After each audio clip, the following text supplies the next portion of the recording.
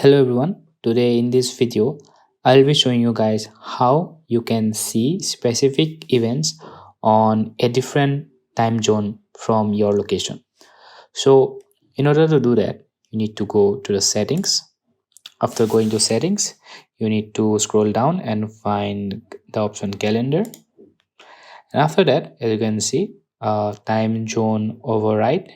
As you can see this, you just need to select this, and from here it will be on default it will be off, and when you turn it on you can change your time zone. For example, I'm from India, so it's showing me events from India only.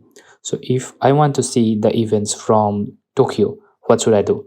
Just need to click here once, and after that you need to search Tokyo.